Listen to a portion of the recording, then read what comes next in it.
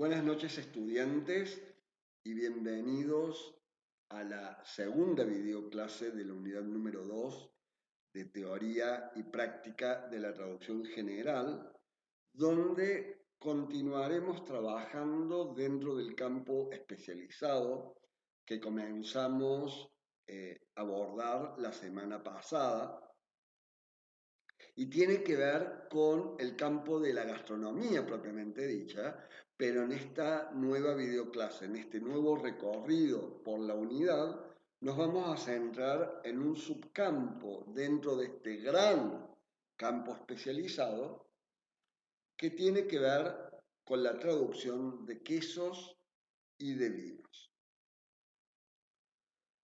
Para comenzar este nuevo recorrido por la unidad, permítanme traer a colación algunos conceptos preliminares que presenté, que desarrollé la semana pasada y tiene que ver con algunos de los campos dentro de la traducción gastronómica o culinaria donde como traductores podemos tener determinada participación.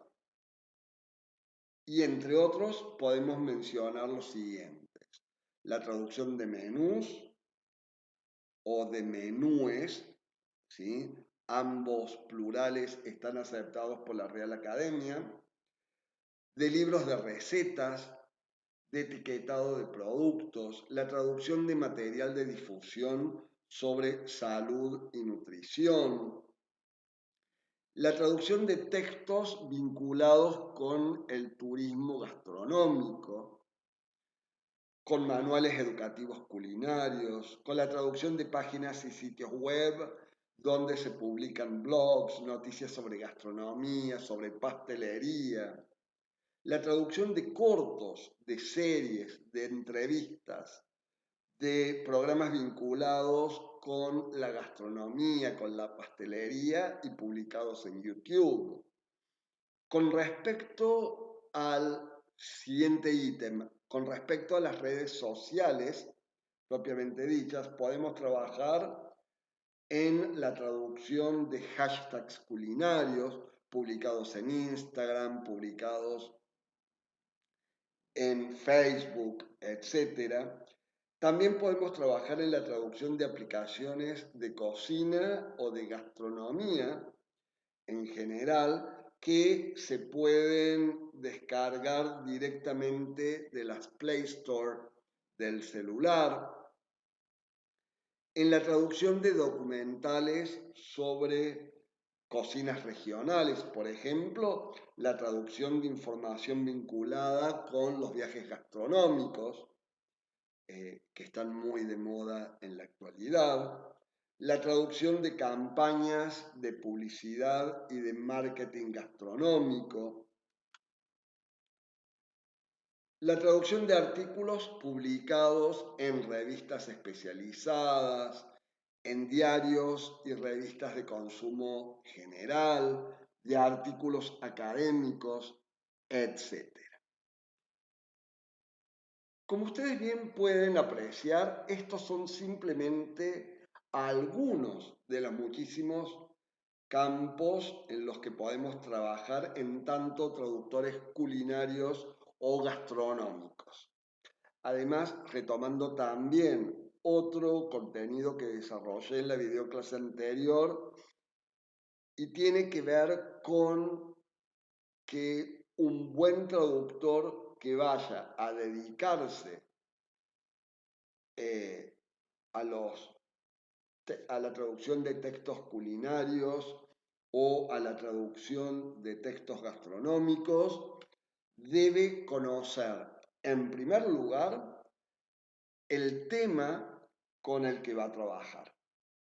Debe conocer la terminología específica, los diccionarios especializados, los glosarios terminológicos adecuados, donde consultar los equivalentes de determinados términos, incluso saber qué diccionarios gastronómicos, francés, español, consultar cuando en el texto original aparecen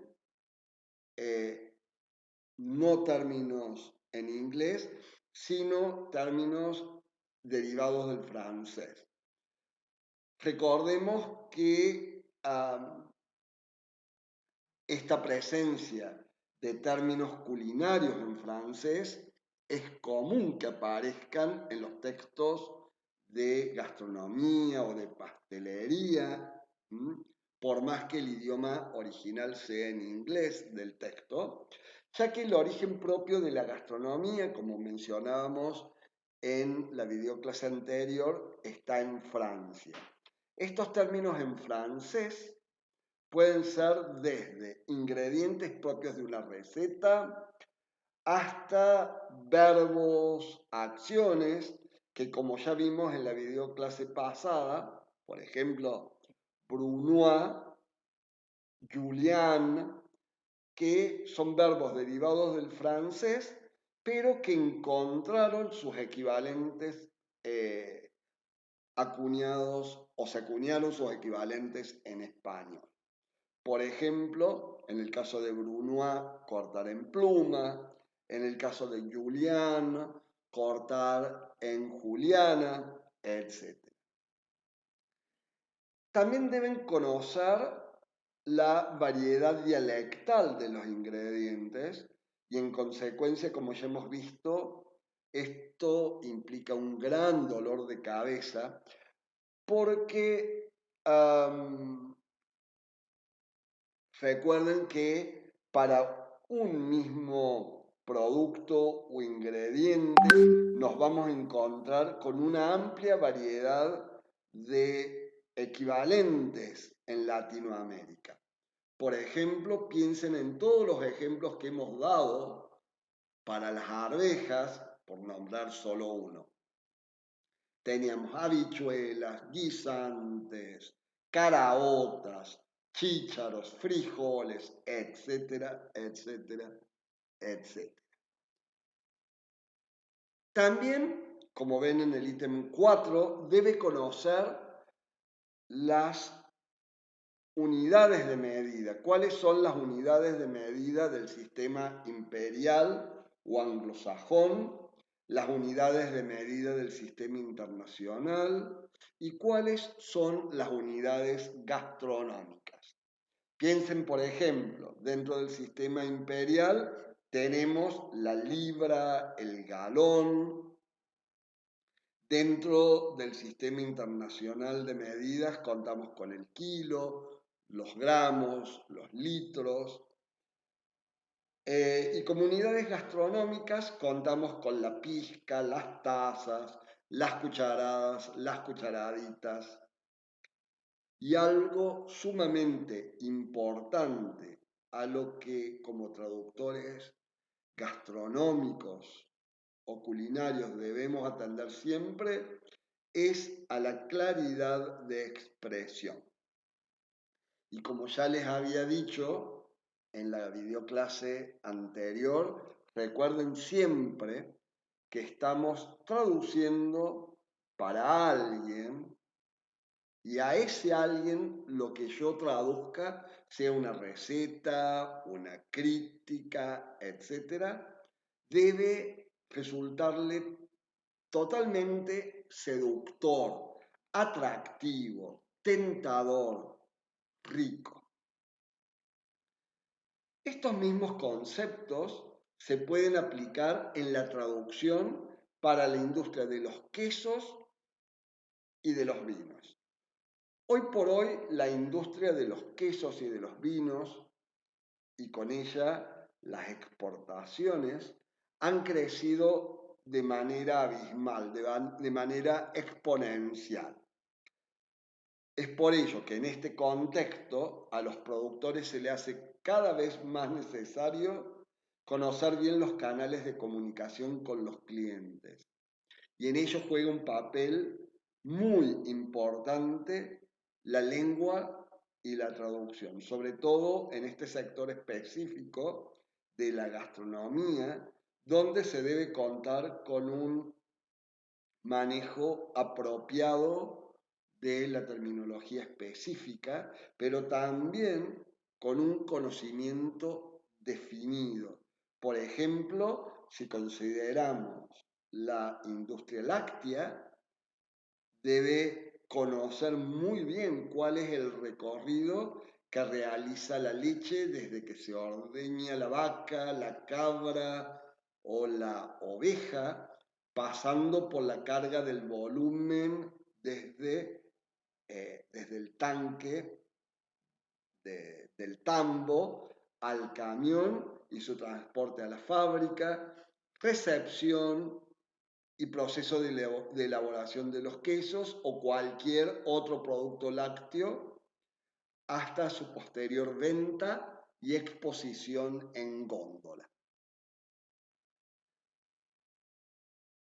O bien, si consideramos la industria vitivinícola, la industria del vino, se deberá tener conocimiento de los procedimientos que se llevan a cabo desde que se cultiva la vid hasta que se sirve el vino en la copa e incluso, aún más, me atrevería a decir que ese traductor deberá tener ciertos conocimientos de economía y finanzas por si le toca traducir determinados documentos comerciales, estados contables, informes de auditorías de la empresa, documentos comerciales, eh, documentos, por ejemplo, facturas, pagarés, etcétera, vinculados con el comercio internacional, etcétera.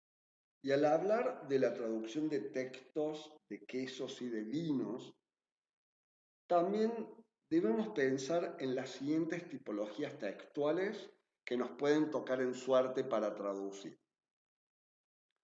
Piensen, por ejemplo, en la traducción de etiquetas, de fichas técnicas o de guías de elaboración, de manuales de usuarios, que son esos manuales que presentan las instrucciones necesarias para aprender a manejar determinadas máquinas, determinados equipos de laboratorio, por ejemplo.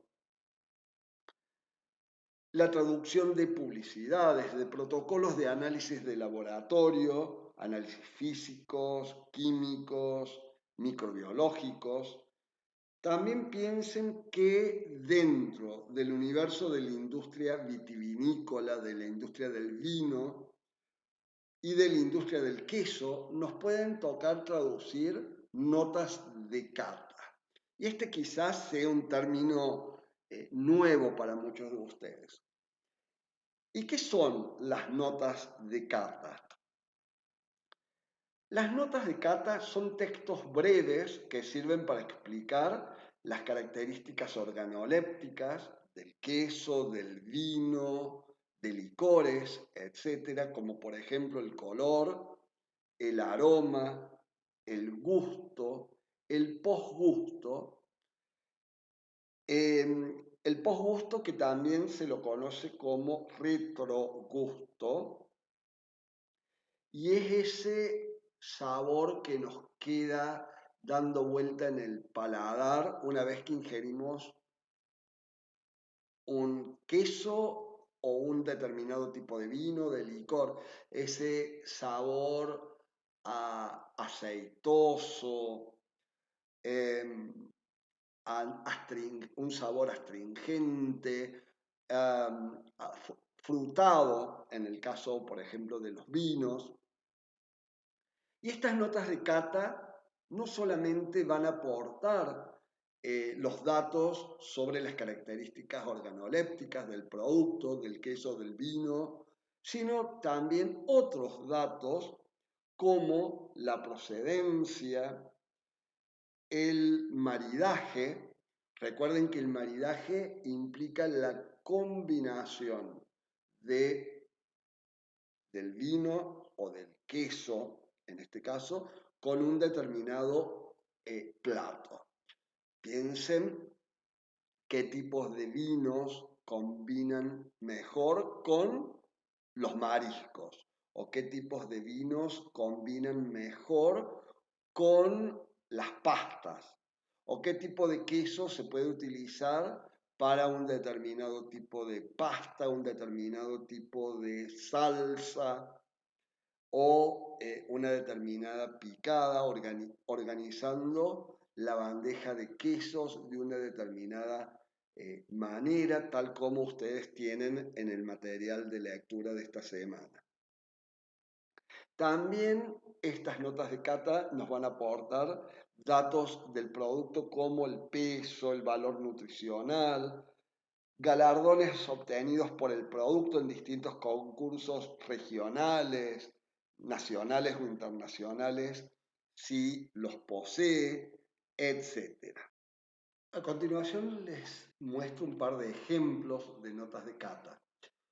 Como ustedes pueden observar, hacia la izquierda de esta diapositiva contamos con un ejemplo de nota de cata de vinos, más precisamente de una publicación en la revista El Club del Vino, una revista que se envía a los suscriptores, a los socios adherentes del Club del Vino, que por supuesto deben abonar una determinada membresía por ser socios y que de acuerdo con la cantidad de vinos, el tipo de vinos que consuman,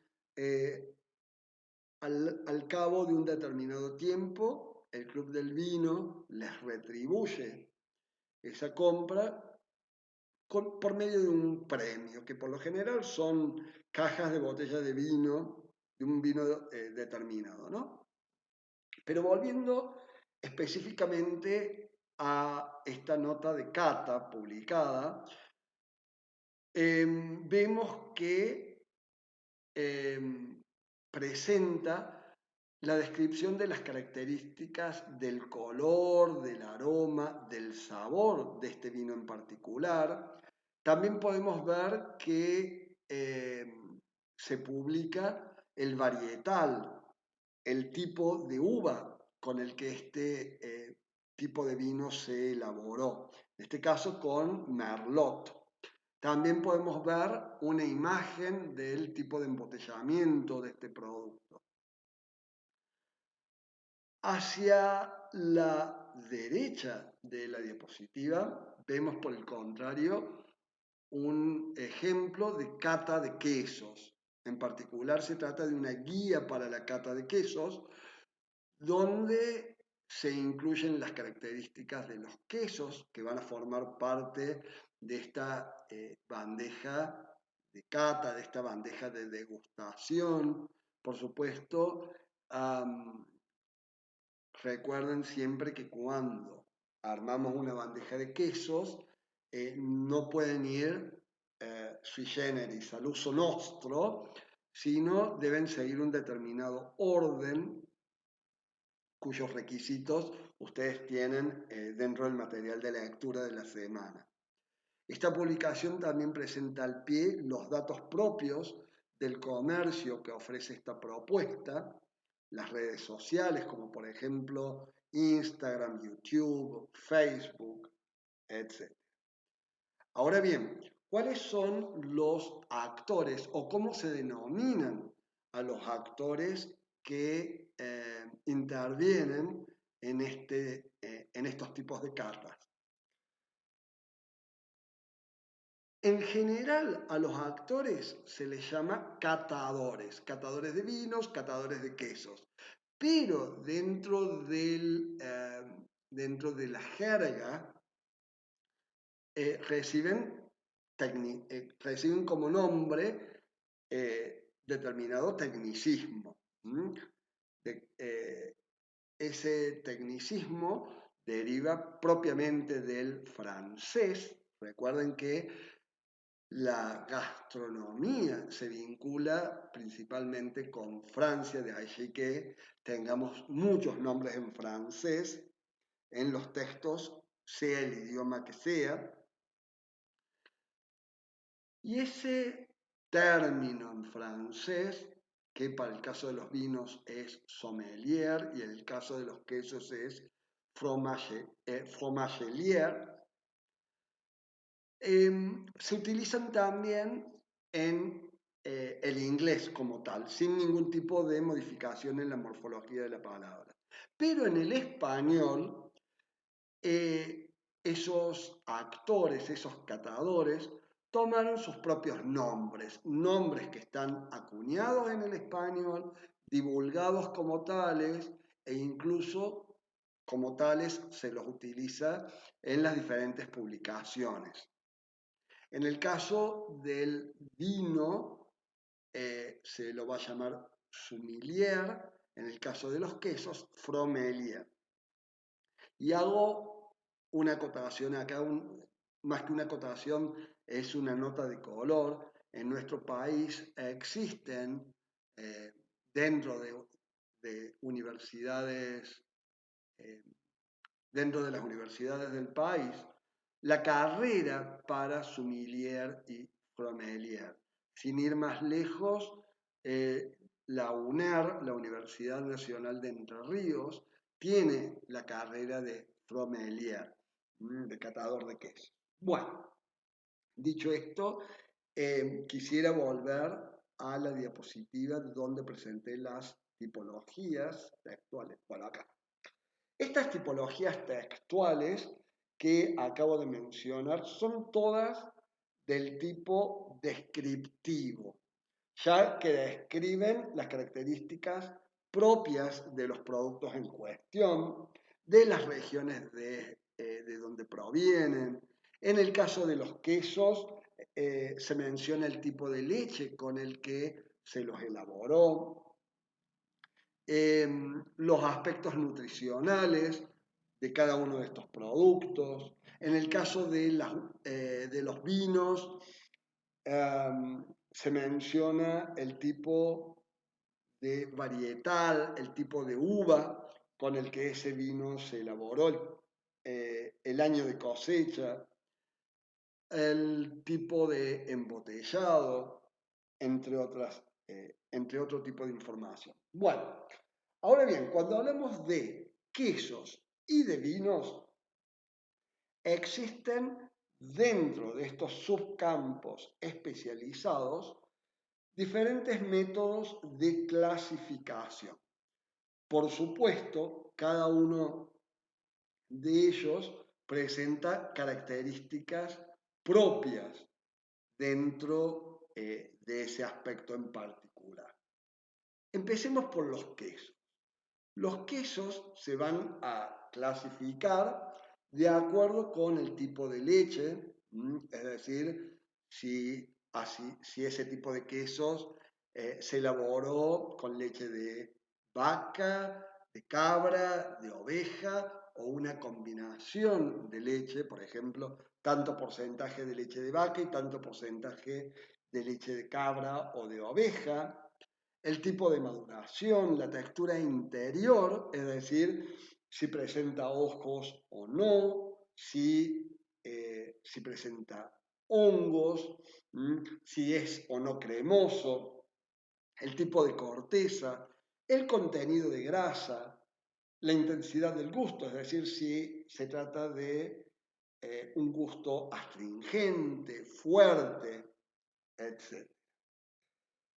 Por otro lado, los vinos se van a clasificar según la edad, el nivel de azúcares residuales.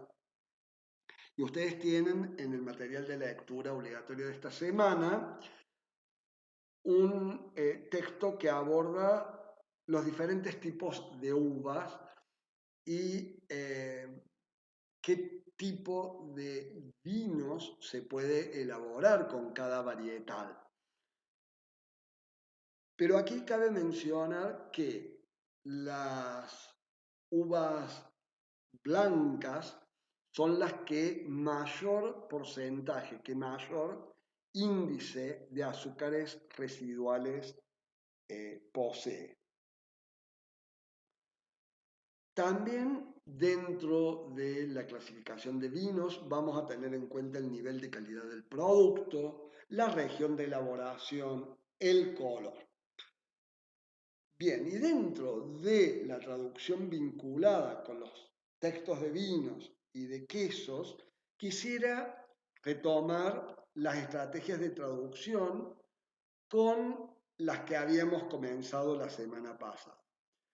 Habíamos visto extranjerismos o préstamos y dentro de ellos los préstamos o extranjerismos puros y naturalizados. También abordamos los calcos literales y los calcos semánticos, y también la transposición como estrategia. Recuerden que la transposición como estrategia refiere al intercambio, al cambio de categorías gramaticales. Y en esta clase nos vamos a centrar en otra de las estrategias que nos va a permitir mejorar la redacción, la calidad de nuestras traducciones, encontrar soluciones posibles a los problemas de traducción, y que es la modulación. Cuando aplicamos modulación, lo que estamos haciendo justamente es introducir un cambio de punto de vista en la traducción meta. Y cuando hablo de cambios de punto de vista, estos cambios pueden ser de tipo lingüístico o de tipo semántico, es decir, un cambio en el significado. En esta videoclase me voy a centrar solamente en los cambios lingüísticos, y la semana próxima vamos a estar trabajando con los cambios semánticos que puedan operar, que puedan introducirse al aplicar la modulación como estrategia. Y entre los cambios lingüísticos que podemos experimentar al aplicar la modulación en una traducción, figuran entre otros lo contrario negativado. ¿Y qué significa esto de lo contrario? Que si en el texto original tengo una oración negativa, la voy a traducir al texto meta como una oración afirmativa. Y viceversa, si en el texto original tengo una oración afirmativa, la voy a traducir al texto meta como una oración negativa. Por supuesto, siempre y cuando se preste el contexto, ¿no? Nunca intenten forzar la traducción, o para decirlo en términos vulgares, nunca intenten encajar a la fuerza una estrategia de traducción. Porque cuando no es necesaria esa estrategia, no necesito forzar la traducción, ¿no? Recuerden siempre cuál es la finalidad primaria del uso de las estrategias de traducción. La de ofrecerle al traductor determinadas herramientas que le permitan resolver ciertos problemas de traducción, ya sea de índole lingüística, de índole extralingüística o de índole pragmática. A veces nos encontramos con determinado contenido por traducir al español, hablando de traducciones directas, y cuando lo leemos suena natural.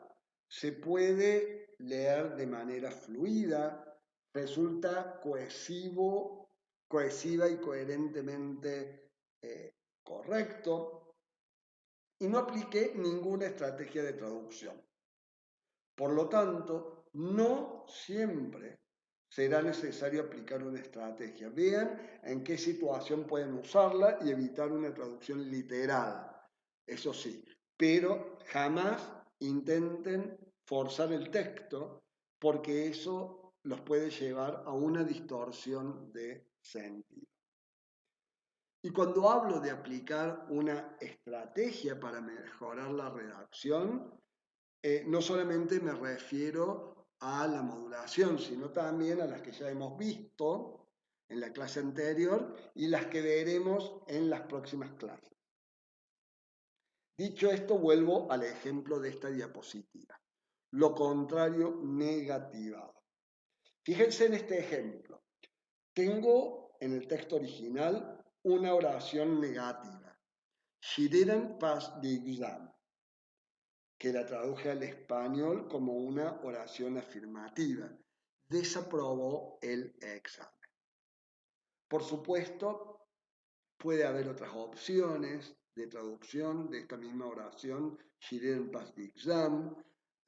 Podría haber dicho tranquilamente no aprobó el examen y no estoy aplicando ninguna estrategia, como les decía recién, y tiene igual de sentido.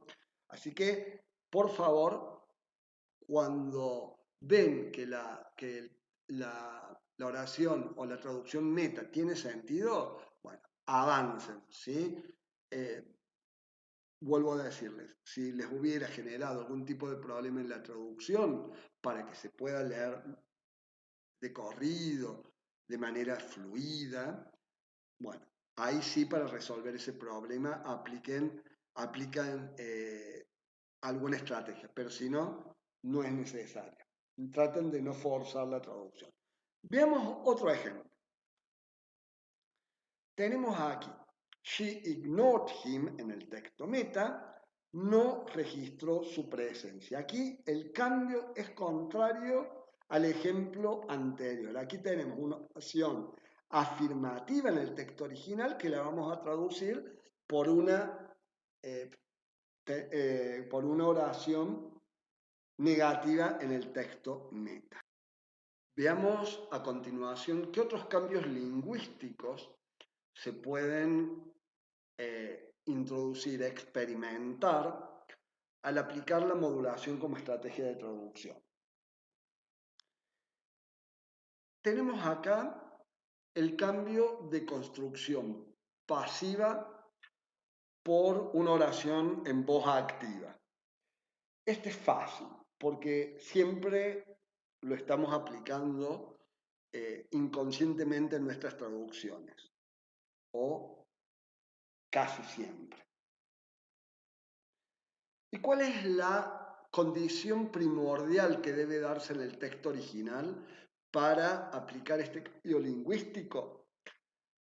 Que la construcción pasiva, en este caso was prepared, vaya acompañada del complemento agente. ¿Cómo vamos a reconocer ese complemento agente?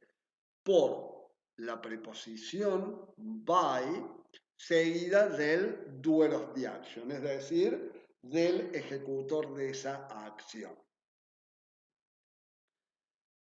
¿Por qué debe darse esta condición? Porque ese complemento agente del texto original va a convertirse en el sujeto de la oración en voz activa del texto meta. By the chef, el chef. Y por supuesto, la construcción pasiva del texto original, was prepared, se va a convertir en activa, una construcción activa en el texto meta, preparo. Bueno, entonces, esta es la condición sine qua non, la condición fundamental que debe darse para aplicar este cambio lingüístico en la modulación. Ahora, bien, muchísimo ojo, porque, veamos este ejemplo, se suele confundir la construcción activa con la pasiva refleja o con se en el texto meta. Acá tienen un ejemplo que dice así: The retaliatory operations were carried out at the time of heightened tensions in Middle East. ¿Cómo se la tradujo? Las operaciones de represalia se llevaron a cabo en un momento de intensas tensiones en el Oriente Medio. Como vemos en este ejemplo, tenemos en el texto original la pasiva perifrástica o la pasiva participial. Se llama participial porque se forma con el verbo to be seguido de un participio pasado, que puede ser regular, ed o irregular. Por eso se llama también pasiva participial, debido a esa presencia del participio pasado en la construcción pasiva. Pero en el texto meta tenemos una pasiva refleja, una pasiva con C.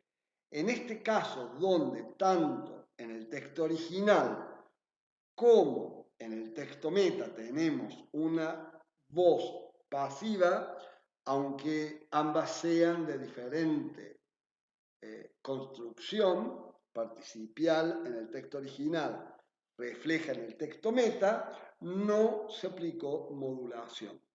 ¿Sí? Para que se contemple esta estrategia, para que se contemple este cambio lingüístico, el cambio debe darse por la pasiva participial en el texto original, voz activa en el texto meta. Así que mucho cuidado con este caso que suelen confundirse. El último de los cambios lingüísticos que vamos a ver en relación con esta estrategia es el cambio de función sintáctica. ¿Qué funciones sintácticas podemos encontrar en una oración?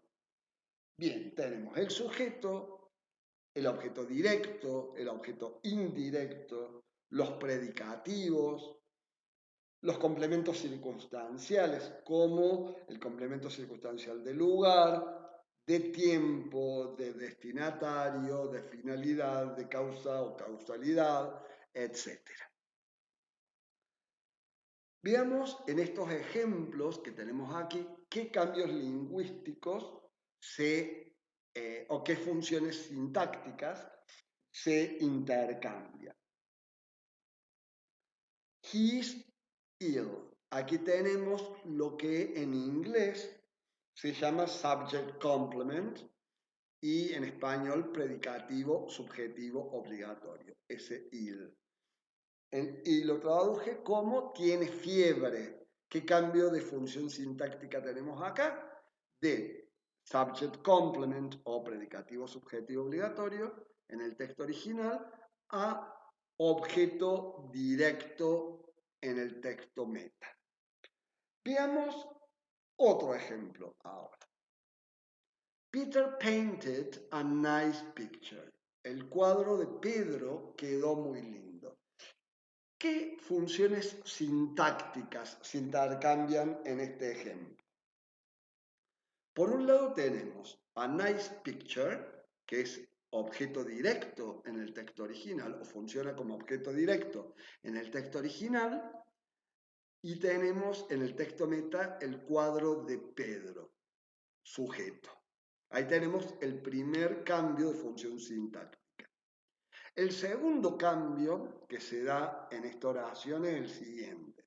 Tenemos nice, que funciona como premodificador del núcleo del objeto directo en el texto original y que se va a convertir en el predicativo subjetivo obligatorio en el texto meta. Muy lindo. En este simple ejemplo, en este ejemplo muy sencillo, tenemos dos cambios de funciones sintácticas como ustedes pueden ver.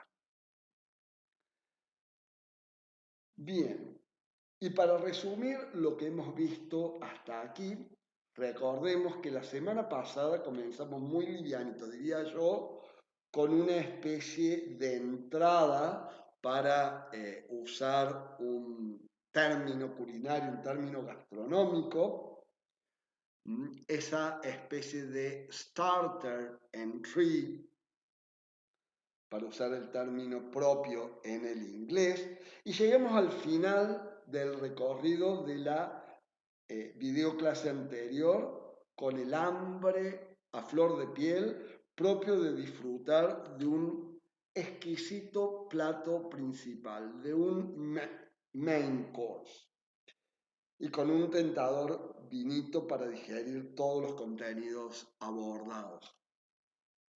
Nos dimos un merecido descanso en el medio, una semanita, para visualizar la videoclase, leer con cautela cada material teórico y así arrancar esta segunda semana de traducciones gastronómicas con un exquisito sorbete, un palate cleanser, pero a la vez una bebida dulce, espirituosa para lavar ese gusto grasiento, untuoso, aceitoso que dejan las carnes, las pastas o cualquier plato principal en general. Y hemos llegado así al final de nuestro recorrido de hoy con mucho contenido aprendido y aprehendido con H, y es digno que hagamos un alto en el camino y disfrutemos de este riquísimo postre, de este exquisito dessert. Y ya es hora que nos desconectemos de la teoría y nos relajemos un poco, nos deleitemos con este alimonado bajativo, este digestive, y como todo bajativo tiende a relajarnos un poco, así que para cerrar esta segunda videoclase les traigo una información que raras veces vemos en los diarios, justamente sobre gastronomía o pastelería. ¿Alguna vez escucharon ustedes hablar de las notas de parrilla? Tal vez para muchos de ustedes este sea un término extraño y desde ya les digo que no tiene nada que ver con el asado propiamente dicho, ¿no? ¿Qué son las notas de parrilla? Son notas periodísticas, pero no noticiosas, en el sentido de que las tienen guardadas las editoriales, las tienen reservadas las editoriales, para sacarlas a pasear, para publicarlas cuando les sobra espacio en la tirada. Habrán escuchado seguramente ustedes o habrán leído muchas veces en los diarios cómo hacer huevos de Pascua o 7 platos ideales para hacer en estas fiestas o cómo decorar una torta de cumpleaños. Esas son notas de parrilla que, como ven, no tienen nada de novedad, de notividad, no tienen un componente noticioso y están allí y son medio universales. Dicen cosas que no son novedad, sino incluyen algo que se cuenta, que se publica, que se comenta, sin llegar a ser novedad. Se las llama así justamente notas de parrilla porque se las relaciona con lo que uno tiene en el fondo de la parrilla y se lo va manteniendo allí calentito para llevarlo luego a la mesa en el momento oportuno o cuando los comensales se quedaron sin comida. ¿Mm? Bueno, gente, ahora sí, con estas notas de parrilla llegamos al final de este segundo recorrido por la unidad. No sin antes, como siempre, indicarles cuál es la bibliografía que tienen como lectura obligatoria para esta semana. Por un lado, tienen el tercero de los documentos titulado Gastronomía y Traducción, que sigue o que continúa de lo abordado en los documentos 1 y 2 de la semana anterior. También tienen dos documentos donde se aborda el tema quesos, los conceptos principales en relación con la industria quesera, y un documento titulado La gastronomía y los vinos, para que ustedes puedan también abordar algunos conceptos necesarios y aprender con H algunos conceptos necesarios para abordarlos desde la traducción. También tienen, como les decía en esta videoclase, un documento titulado Variedades de uva, donde tienen los diferentes tipos de uva a utilizar para la elaboración de distintos tipos de vinos, y un documento titulado Clasificación de variedades de uva, sobre todo cuáles son los tipos de uva que se utilizan para la fabricación de vinos en la Unión Europea, en España y en Francia. Y finalmente, con relación a la guía de estilo, tienen justamente esta estrategia para revisar, para amplificar el concepto de la estrategia de traducción y buscar otros ejemplos tomados de distintas traducciones en relación con los cambios lingüísticos que abordamos en esta videoclase. Lo contrario negativado, cambio de construcción pasiva por activa, cambio de función sintáctica. Bueno, gente, hemos llegado así al final del recorrido de esta segunda videoclase. Espero que les hayan resultado interesantes estos contenidos y los puedan aplicar con éxito en las diferentes traducciones que aborden este campo especializado. Hasta luego.